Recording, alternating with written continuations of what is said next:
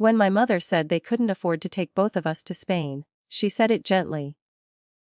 That was the part that almost made it convincing. It's just tight this year, she explained, standing in the kitchen, notebook open. Flights have gone up. We'll take you next time. Next time had always belonged to someone else. My sister Emily didn't gloat. She didn't need to. She had the particular confidence of someone who had never once wondered whether she was chosen. I nodded. I even said, "It's fine. I've got work anyway." That was technically true. I worked full-time now. I'd been working since sixth form, actually cafe shifts, tutoring, warehouse temp jobs, while Emily's weekends were for development. Dance lessons, school trips, things that apparently cost less when they were for her. No one ever said I didn't matter. It was subtler than that. I simply cost too much. The Spain trip was the first time they said it plainly. I helped them load the car at 5 a.m. My father joked that I'd have the house to myself. My mother pressed a spare set of keys into my hand, as if she were granting me something generous.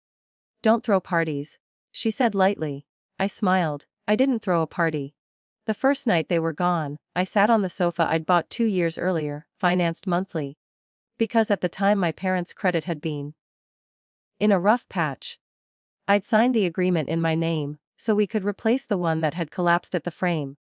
I looked around and began, for the first time, to separate what was mine from what was theirs. The television mine, bought after my first proper promotion. The Wi-Fi router, registered under my name because I had the better credit score. The microwave, the kettle, the desk upstairs in my old bedroom, even the wardrobe. I had purchased it after the door on the original one fell off and my mother said, "Well sorted eventually." Eventually had become me. There was no dramatic packing frenzy. No smashing plates. I worked methodically.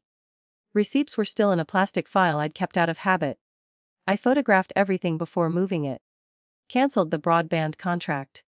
Scheduled collection of the sofa through the finance company's transfer option. By the third day, the house had started to feel hollow. Not damaged. Just stripped of the parts I had quietly supplied. On the fourth day I signed a tenancy agreement for a one-bedroom flat across town. Nothing fancy, clean, small. Entirely mine. First month's rent paid from savings no one had ever noticed I was building. I left my bedroom empty except for the bed frame that had been theirs.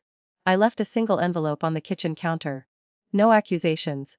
Just copies of the contracts with my name highlighted. A brief note. Everything removed was purchased solely by me. Utilities in my name have been closed as of today. I've moved out, I wish you well. When they returned, I was already gone. I didn't witness the screaming, but I heard it later through voicemail. My mother first. Shock turning sharp. "What have you done? The internet's not working. Where is the sofa?" My father next. Angrier but confused. "You can't just take things, this is our house." Then Emily, incredulous. "Are you serious right now?" I didn't answer. The following morning, something happened that none of us had predicted.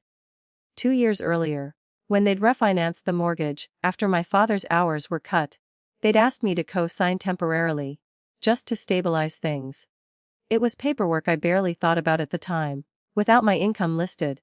The refinancing agreement no longer met affordability thresholds. The bank flagged it. A formal letter arrived, 30 days to renegotiate terms or face reassessment. This part I learned through another voicemail. My father's voice was no longer shouting. "They're saying we don't qualify without you on record. You need to call them." There it was. Not anger, not apology, need. I sat at the small kitchen table in my new flat and listened to the message twice. For years I had absorbed costs quietly, paid the shortfall, signed the contracts, stayed home when money was tight. I told myself it was responsibility, family. But responsibility without recognition curdles into something else. I didn't want revenge. I didn't want them homeless. I also didn't want to be their invisible insurance policy anymore. I returned the call that evening. "I won't be rejoining the mortgage," I said calmly. "You'll need to speak with the lender about your options." My mother started crying halfway through the sentence. My father went silent. "You're punishing us," he said eventually. "No," I replied. "And I'm just not subsidizing you." The line stayed quiet for several seconds.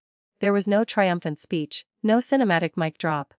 Just breathing. They did renegotiate. I know because Emily texted me 3 weeks later. A clipped message about downsizing to a smaller place. It was framed as an inconvenience, not a consequence. We haven't repaired things. Not fully. They still believe I overreacted. I still believe I stayed too long. But something shifted the day they opened that front door. And saw space where my contributions had always been. For the first time, my absence carried weight.